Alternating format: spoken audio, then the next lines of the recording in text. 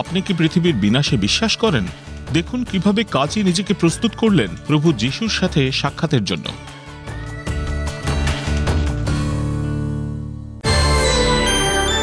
এটি সিবিএন এর প্রস্তুতি,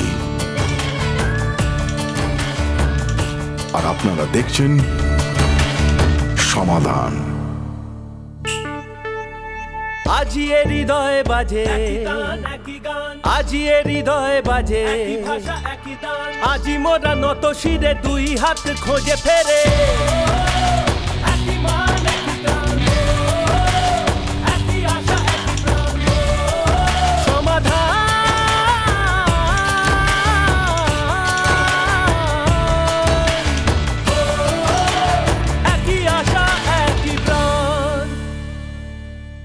নমস্কার, আজকের অনুষ্ঠানে আপনাদের সকলকে জানাই সাদর সম্ভাষণ। আমরা প্রায় সকলেই জানি যিশু কিভাবে এই পৃথিবীতে এসেছিলেন। তিনি এসেছিলেন অসহায় একটি শিশুরূপে, তারপর সাধারণ মানুষের মতো বড় হয়ে ওঠেন, ঠিক আমাদের মতো জীবন কাটান, খালি তার জীবন ছিল পাপমুক্ত। 3 বছর মিনিস্ট্রির কাজ করার পর তাকে ক্রুশবিদ্ধ হয়ে হত্যা করা হয় এবং তৃতীয় দিনে তিনি পুনরায় মৃত্যু থেকে উত্থিত হন। তিনি তার শিষ্যদের সঙ্গে থাকেন এবং প্রায় 500 জনকে দেখা দেন। 40 দিন পর তিনি স্বর্গে ফিরে যান, এই অঙ্গীকার করে যে তিনি আবার ফিরে আসবেন। মথি 16:27 পদ বলে, কেননা মনুষ্যপুত্র আপন দূতগণের সহিত আপন পিতার প্রতাপে আসিবেন, আর তখন প্রত্যেক ব্যক্তিকে তাহার ক্রিয়ানুসারে প্রতিফল দিবেন। যদিও আমরা যিশুর জন্ম ও জীবন কাহিনী সম্পর্কে অনেক কিছুই জানি, কিন্তু তার দ্বিতীয়বার ফিরে আসা নিয়ে খুব বেশি কিছু বলি না। অনেকেই মনে করে স্বর্গ নরক বলে কিছু হয় না, যেন এই পৃথিবী কোনোদিন শেষ হবে না। আমরা কয়েকজন বন্ধুকে এই জগৎ সংসার শেষ হওয়ার নিয়ে প্রশ্ন করেছিলাম। আসুন শুনে নিই তারা কি বলছে। একটা বড় প্রশ্ন মানুষের মধ্যে আসে, সেটা পৃথিবীটা কি ধ্বংস হয়ে যাবে? পৃথিবীর ধ্বংস কি নিকট চলে এসছে? দেখি জিজ্ঞেস করে নি লোকেরা এই বিষয়ে কি ভাবে। মানবিক মূল্যবোধ যতদিন থাকবে মানুষ টিকে থাকবে সমাজ ব্যবস্থায়। আমার যতটা মনে হচ্ছে কিছু একটা হবে। না, এত উন্নতি হয়েছে, কিছু না কিছু ব্যবস্থা করবেই সবাই, মনে হয় না। কিন্তু প্রকৃতির হাতে কিছু নেই, কিছু যদি এসে কেউ হয় কোনো গ্রহ, তখনও হতে পারে। এখন ওইভাবে আপসেট হওয়ার কোনো ব্যাপার নেই, এখন এনজয় করুন। সৃষ্টি যখন হয়েছে ধ্বংস হবে, আজ না হোক 1 বছর পর হোক, 2 বছর পর বা 100 বছর পর, হতেই হবে। তা কি করে মনে হবে একটা পৃথিবী ধ্বংস হতে পারে কখনো? আমার মনে হয় দেশে যে অরাজকতা হচ্ছে ধ্বংসেরই পথে। হ্যাঁ, এটা গ্লোবাল ওয়ার্মিংয়ের একটা ব্যাপার তো রয়েছেই, তো সেটার জন্য তো এফেক্ট হচ্ছে। তো সেটা কতদিনে এফেক্টটা পুরোটা হবে, মানে ধ্বংস হয়ে যাওয়ার মতো পরিস্থিতি হবে, সেটা তো আমরা অ্যাসেসমেন্ট করার মতো সাধারণ মানুষ এখানে এই পজিশনে নেই। এখন চারিদিকে মায়া সভ্যতার যা উঠেছে, মনে তো হয় 2012-তে বলেছে ধ্বংস হয়ে যাবে, আর চারিদিকে এত অনাচার অত্যাচার বেড়েছে, তা মনে হয় ধ্বংসর দিকেই এগোচ্ছি আমরা। মনুষ্য জন্ম আমরা অনেক জন্মের পর থেকে অনেক ইয়েতে, যদি আধ্যাত্মবাদ বা বিচার করা যায়, তাহলে আমরা অনেক পরে মনুষ্য জন্ম পাই। এই কষ্টকর জন্মের পর আমার তো মনে হয় না। তবে হিংসা হানাহানি যত বন্ধ হওয়া যায় ততই ভালো। কখনোই যেতে পারে না, মানুষ জীবন ধ্বংস হবে কেন? মানুষ থাকবে, আছে, আরো মানে বেঁচে থাকবে, আরো উন্নতি হবে। এটা কখনো সম্ভব না পৃথিবী ধ্বংস হয়ে যাবে। ফুলি এটা হওয়া উচিত না। আর এখানে আমি কোনো কমেন্ট করতে পারি না, কেন এটা খুব একটা বড় মিস্ট্রি। কিন্তু যেভাবে পলিউশন বা যেভাবে আমরা মানে নেচার সঙ্গে মানে খেলবাড় করছি, ওটা স্বাভাবিক। 2012-তে হবে না, কিন্তু তবুও বেশি সময় লাগবে না। না, আমি এখনও সেরকম কিছুই ভাবিনি যে ধ্বংস হয়ে যাবে বলে। তবে যেটা শুনেছি, তো আমি কিছু নিজের ফিউচার প্ল্যানস কিন্তু 2012-ই আটকে দিয়েছি। বেঁচে থাকবে, কিছু হবে না, একটু অসুবিধা হবে, এদিকে ওদিকে কিছু হবে, কিন্তু বেঁচে থাকবে, এটা আমার আছে। আত্মা অবিনশ্বর, সেই হিসাব অনুযায়ী তো মনে হয় না যে মানব জীবন চলে যাবে। তো আমরা দেখলাম যে কি ভাবেন মানুষরা, যে দুনিয়া ধ্বংস হবে কি না হবে, আর অনেকে ওনাদের বক্তব্য দিলেন। স্টুডিওয়ে ফিরে যাব। খুবই আলাদা ধরনের চিন্তাধারা, কিন্তু আসল কথা হলো যিশু ফিরে আসবেন, আর যারা তার উপরে বিশ্বাস রাখবে তাদের স্বর্গের চিরস্থায়ী আশ্রয়ে নিয়ে যাবেন। যিশু আমাদের সতর্ক করে বাইবেলে কথা বলেছেন, সাবধান, আমি যেন তোমাদের না দেখি যে বেপরোয়া জীবনযাপন করছো, নেশায় ডুবে আছো আর জীবনের দুশ্চিন্তায় জর্জরিত। অসতর্ক হয়ে সেই জীবনে পদার্পণ করো না, ফাঁদে পা দিও না। এই পৃথিবীর প্রতিটি মানুষের জীবনে সেই দিনটি আসবে। দেখতে থাকুন সমাধান।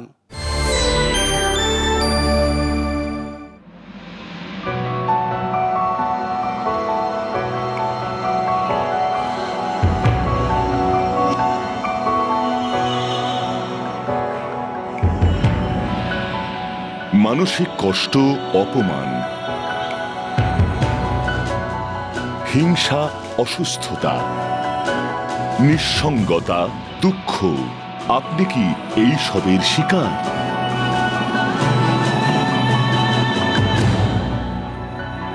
ভয় পাবেন না, প্রভু যিশুর রক্ত আপনাকে উদ্ধার করবেন। বিশদ জানতে ফোন করুন।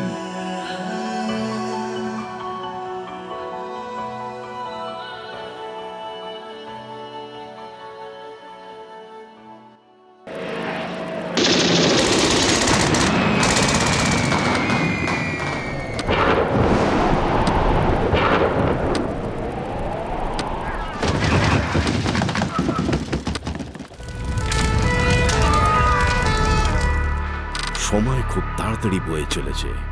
আপনি কি প্রভু যিশুর সাথে সাক্ষাৎ করতে প্রস্তুত? লগ ইন করুন www.cbnindia.org। ডেঙ্গি, মশার কামড়ে প্রাণহানিকারক এক মারাত্মক রোগ। জমে থাকা জল ও নোংরা পরিবেশে জন্মানো মশার কামড় থেকেই এই রোগের উৎপত্তি। আপনার পরিবেশ পরিষ্কার রাখুন ও রক্ষা করুন আপনার পরিবারকে এই মশার কামড় থেকে।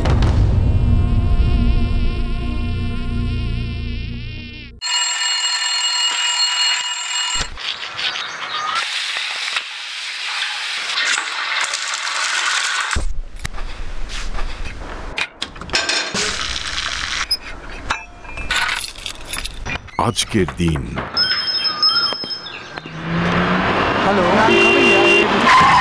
আপনার শেষ দিন হতে পারে।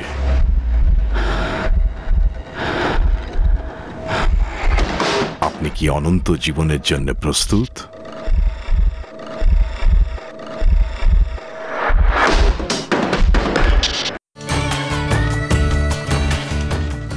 আরেকবার আপনাদের সবাইকে স্বাগত জানাই।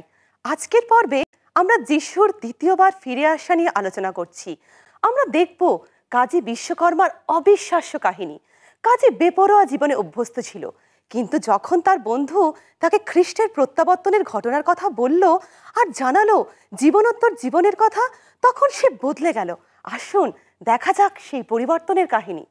আমি খুব ভয় ভয় থাকতাম, যদি আমি না হই হয়তো আমার মা, হয়তো বা আমার মা নয়, হয়তো আমার ভাই বা বোন, হয়তো সে আমাদের সবাইকে মেরে ফেলতো আর আমাকে সেই মৃত শরীরগুলোকে দেখতে হতো।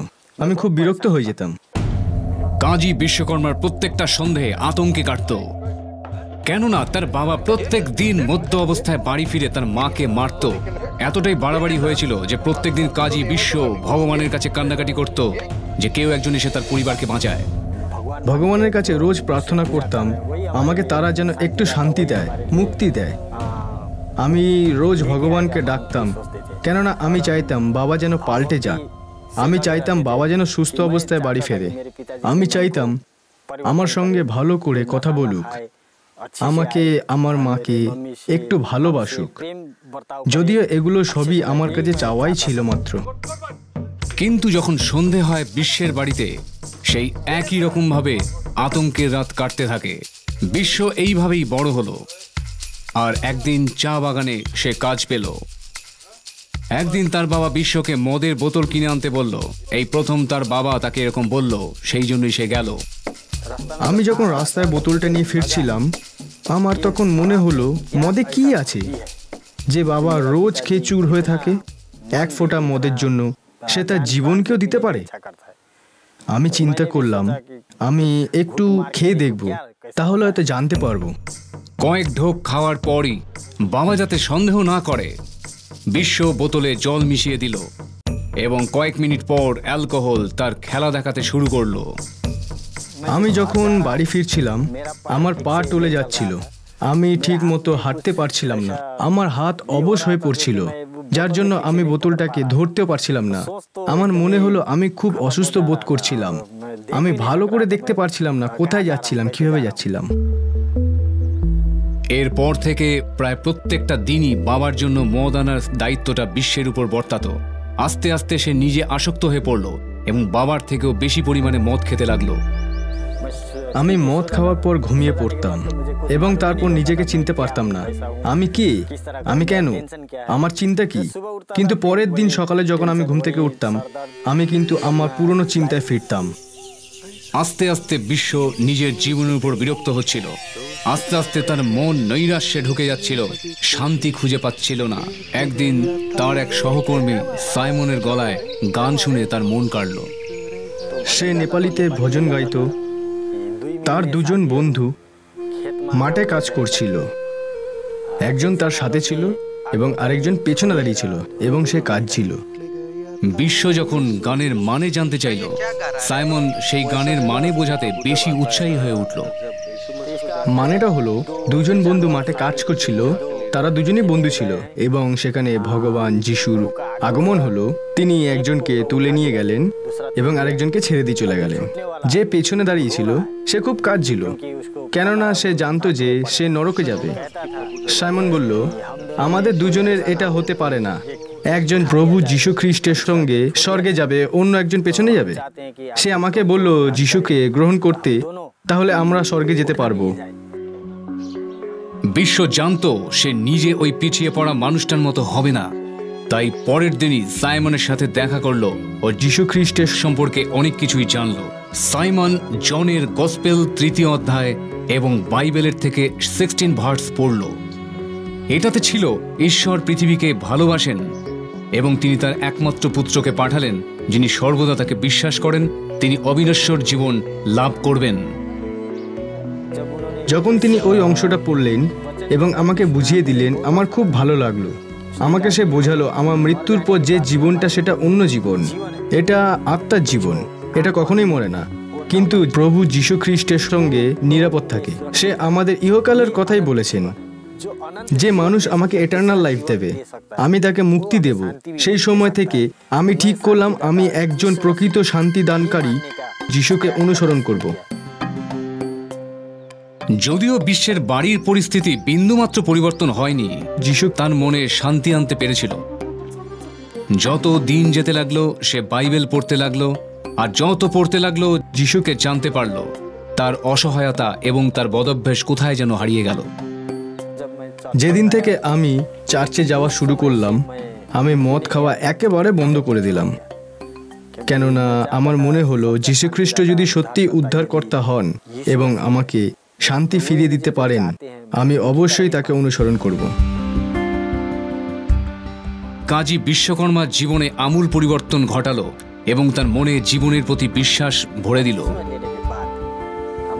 যেহেতু আমরা যিশুকে মানতাম, আমাদের জীবনে শান্তি ফিরে এলো।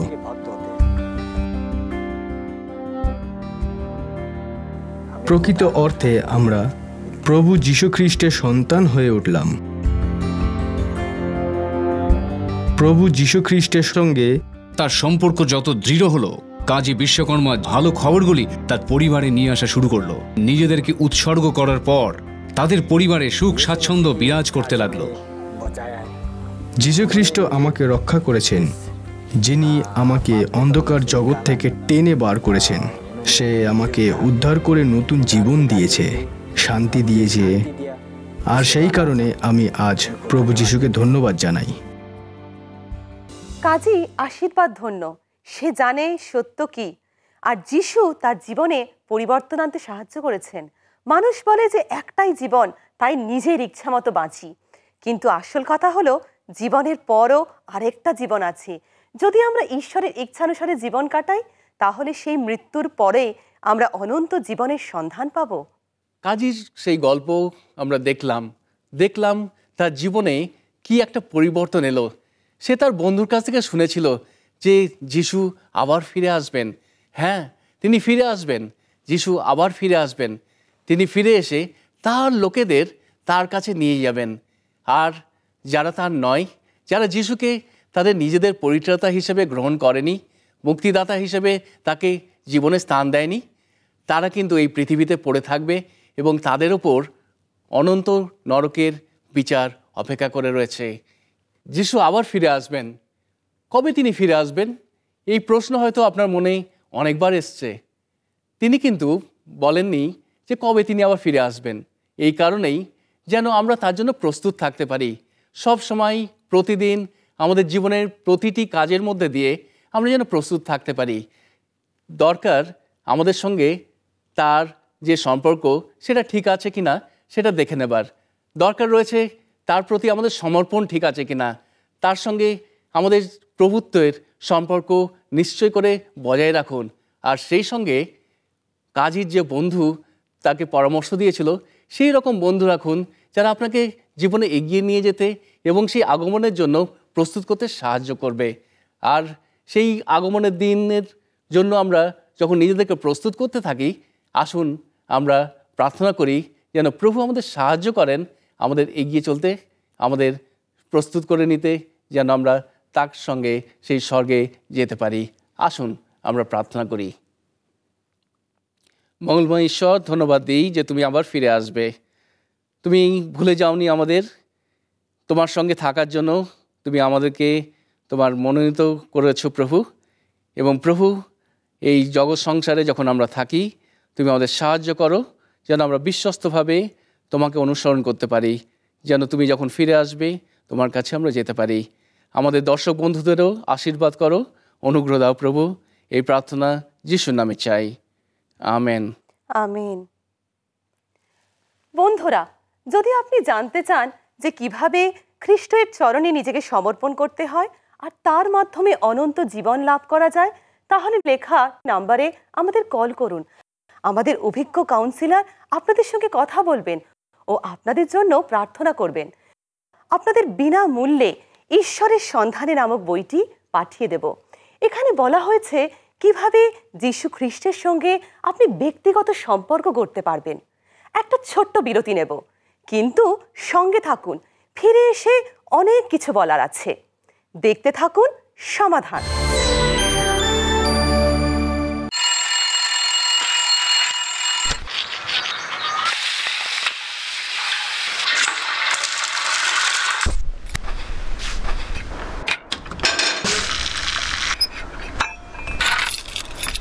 আজকের দিন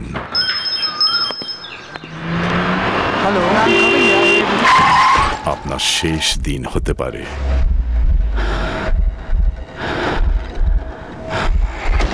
আপনি কি অনন্ত জীবনের জন্য প্রস্তুত?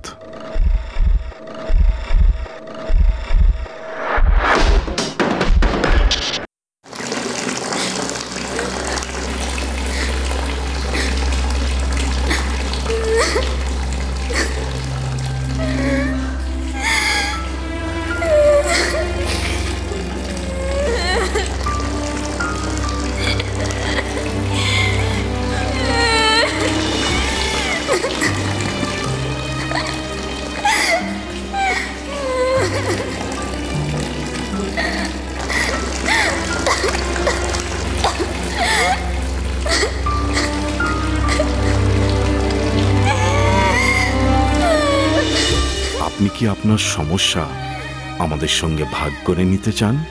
যোগাযোগ করুন এই নম্বরে।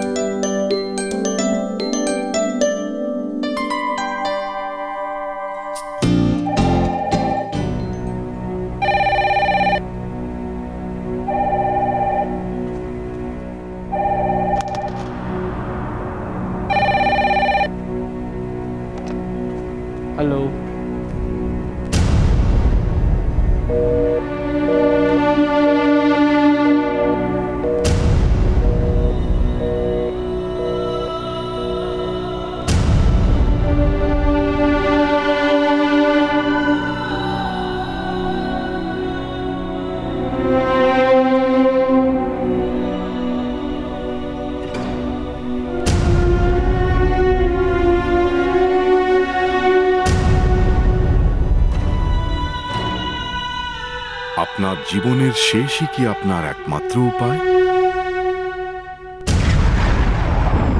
কেউ আছে যে আপনার জন্য অপেক্ষা করছে আপনার সাহায্যের জন্য।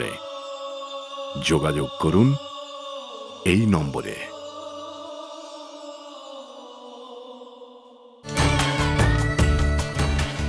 আবার স্বাগত জানাই। আপনারা দেখছেন সমাধান। আমাদের operation blessing living waters programme সারা দেশে প্রতি মাসে 12টারও বেশি বোরওয়েল লাগায়। আর প্রত্যেকটা বোরওয়েলের সঙ্গে একটা গল্প জুড়ে রয়েছে। কিভাবে হাজার হাজার মানুষের জীবন তা স্পর্শ করছে। আজ শুনবো রাজদেবীর গল্প, কারসাদা গ্রামের একজন দরিদ্র মহিলার কাহিনী। চলুন দেখা যাক। এখন আমরা সবাই আরাম করে জল খাই, পরিষ্কার জল খাই, একেবারে পরিষ্কার জল খাই। আমার বাচ্চারাও সেই সব জল খায়। পরিশুদ্ধ পরিষ্কার জলের অর্থ রাজদেবীর কাছে বিশাল। এখনও অবধি তার আর তার প্রতিবেশীদের কাছে জলের সূত্র ছিল একটিমাত্র খোলা কুয়ো, যেটা সব সমস্যার কারণ। এই অপরিষ্কার জল পান করে সে এবং তার সন্তানের ভিন্ন সময় বিভিন্ন রোগে জর্জরিত হয়েছে। জলের কোনো তো ব্যবস্থা নেই, তাই আমাদের ওই নোংরা জলটাই খেতে হয়, বাধ্য হয়েই খেতে হয়। আমরা সবাই তো ওই জল খেয়েই অসুস্থ হয়ে পড়ি। ভারতের পরিসংখ্যান যেটা বলছে প্রায় 40% রোগের উৎপত্তি এই অপরিশুদ্ধ জল থেকেই শুরু হচ্ছে, আর প্রায় 4 লক্ষ শিশুর মৃত্যু হচ্ছে এই রকম জল খেয়ে। কারসাদা গ্রামের অবস্থাই এর প্রকৃষ্ট উদাহরণ। কারসাদা গ্রামবাসীদের জল নিয়ে বিশাল সমস্যা। এর ফলে তাদের ডায়রিয়া, কলেরা, পেট ব্যথা, অবিরাম জ্বর সবকিছুতেই তাদের ভুগতে হচ্ছে। এছাড়াও এমন রোগ হচ্ছে তারা সেই রোগের নাম অবধি জানে না, এবং যেটা খুবই বিপজ্জনক। মানুষের এই রকম সমস্যার মুখে দাঁড়িয়ে পাস্তার টিভি জয়ের সমাধানের রাস্তা খুঁজতে শুরু করলো। সে যখনই লিভিং ওয়াটার প্রজেক্ট ব্যাপারে খোঁজ পেল, সে সঙ্গে সঙ্গে সিবিএন অপারেশন ব্লেজিংয়ের সাহায্যে ছুটে গেল। গ্রামের এরকম অবস্থা দেখে সিবিএন লিভিং ওয়াটার তাড়াতাড়ি কুয়ো খুঁজতে শুরু করে। গ্রামবাসীদের সিবিএন পরিষ্কার সুরক্ষিত জল প্রদান করলো। তাদের প্রতিদিনের জীবনে এই রূপ যথেষ্টভাবে প্রভাব ফেলেছে। আমরা সিবিএনকে যথেষ্টভাবে ধন্যবাদ জানাচ্ছি। সিবিএন অপারেশন ব্লেজিং টিম কারসাদা গ্রামবাসীর কাছে নতুন নলকূপ তুলে দিল, আর সেদিনটা ছিল আনন্দের দিন। এই নতুন বোর অয়েল এর মানে হলো রাজদেবী ও তার পরিবারের কাছে সুস্থ জীবনের সূচনা। দূর থেকে এসে যারা আমাদেরকে জল দিল, চাপা কল লাগিয়ে দিল, সেইগুলো খেয়ে আমরা সিবিএন অপারেশন ব্লেজিং টিমকে ধন্যবাদ জানাচ্ছি। ধন্যবাদ সিবিএন পার্টনারদের, যাদের অভাবনীয় দান আজ একটা বাস্তবে পরিণত হলো। আপনারা কারসাদা গ্রামের ভবিষ্যতে ফলপ্রসূ জীবনের উপহার দিয়েছেন। রাজদেবী ভারতের গ্রামাঞ্চলের একজন ভাগ্যবান বাসিন্দা। আমাদের দেশে এখনো অজস্র গ্রাম আছে যারা কারসাদার মতো ঈশ্বরের প্রেমের স্পর্শ থেকে বঞ্চিত। যদি আপনারা চান যে কিভাবে আপনি অপারেশন ব্লেসিংকে কারসাদার মতো গ্রামে পৌঁছে দিতে সাহায্য করবেন বা রাজদেবীর মতো সাধারণ মানুষদের সাহায্য করবেন, তাহলে ভিজিট করুন আমাদের ওয়েবসাইট www.obindia.org অথবা টিভির পর্দায় লেখা নম্বরে আমাদের কল করুন। আপনি আপনার সাহায্য পাঠাতে পারেন। আজকের অনুষ্ঠানের শেষ পর্যায়ে পৌঁছে গেছি, তবে যাওয়ার আগে আমরা শুনবো একটি সুন্দর গান। আশা করি আপনাদের সবার ভালো লাগবে।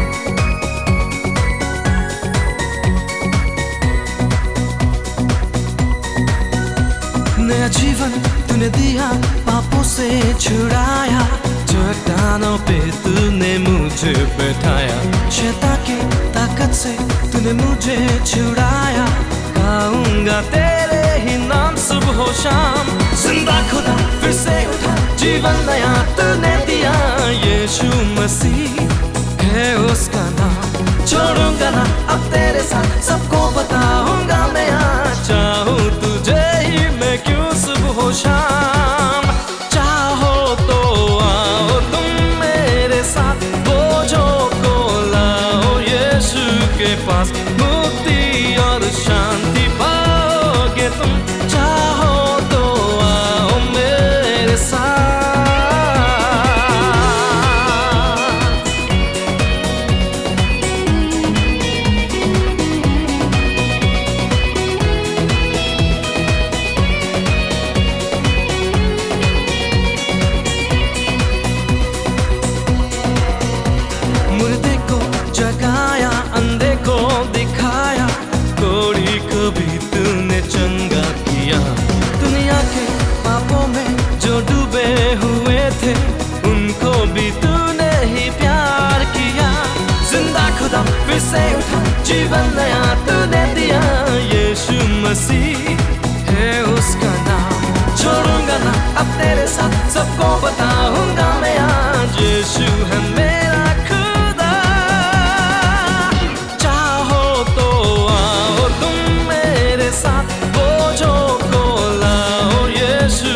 पास मुक्ति और शांति पाओगे तुम चाहो तो आओ मेरे साथ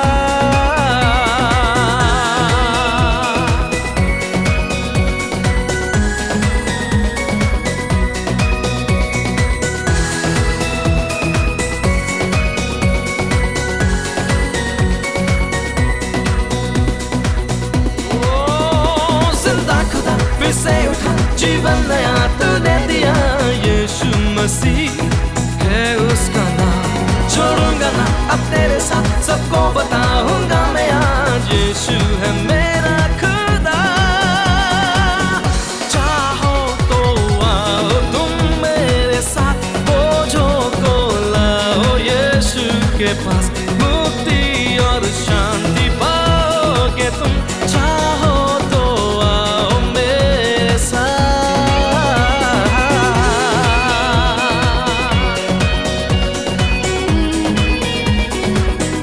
मुक्ति और शांति पाओगे तुम चाहो तो आओ मेरे साथ